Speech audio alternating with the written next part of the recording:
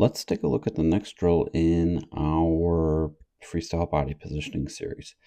On this drill, we're going to go right side very popped with fins. So here our athlete will be using that.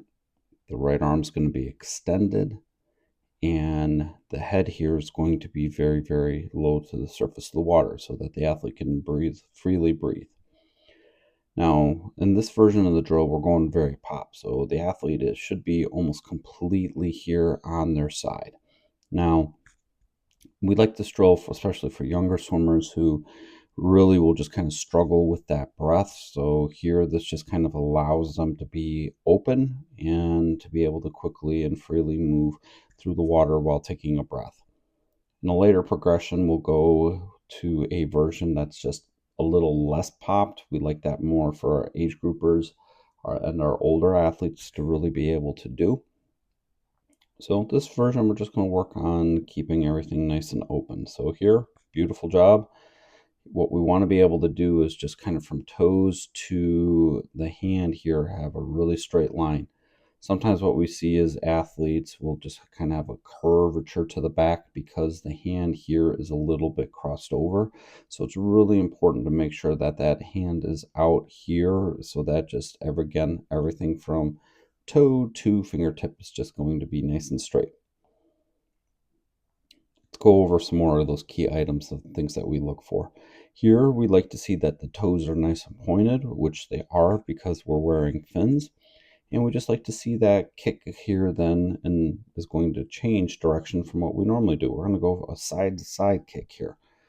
What we want to emphasize with our athlete is as the feet are going down, that we want to really be able to think about like we're kicking a ball as we're moving through the water. Meaning here the foot will end up in front of the body a little bit, and then we want to return it right back to where it is. Allow for a natural knee bend. What we don't want is to be able to have a knee bend, for example, that would look something like this, where the leg would be completely out of the water, or something like this, where the knee will be completely under the body. The more we can kind of keep the legs nice and straight as we're going to be performing the movement, means here we should get a good, nice solid kick here from the hip as we're going to be moving through the water. Now we can kind of tell here our athlete is just going a little bit sideways. So we got a little bit of curvature that we kind of had talked about. So remember, athletes are going to be able to perform drills at various ability levels. So what we would want to see here is bring that hand out so that we're going to be just, again, traveling in that nice straight line. We're also looking at the kick here because the head is up a little bit. The buoyancy of every athlete is going to be a little bit different. So sometimes we're going to see those feet be down here a little bit more. We would encourage our athlete to think about bringing the feet up a little bit more up here toward the surface of the water. So that way we can kind of see some turbulence here. We like to call this thunder kick, whitewater, or boiling water. They all mean kind of the same thing as we're moving through the water. The most important thing is that those feet are up. The kick should be moderate just to kind of help keep everything moving. But our athlete does a good job holding that water line nice and still and keeping the shoulders very, very, very popped. We transition to going under the water. We're going to take a look then at the kick and just kind of where those hips are. So here, beautiful job. Look how everything together here is in line.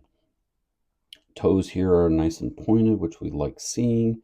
And then we turn a little bit. So kind of our athlete's natural tendency to when they kick is to want to kind of kick down. So we've got a little bit of a wiggle here in the hips.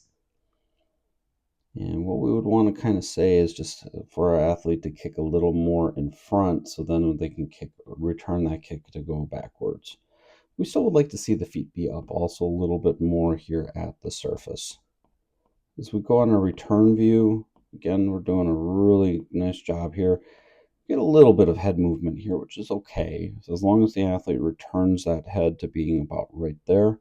Shoulders here and hips are very, very popped. Means the opposite side is down. We would like to see just a little, there we go, just a little bit of a, see at times there how the kick goes. That's where we would kind of want to see the kick.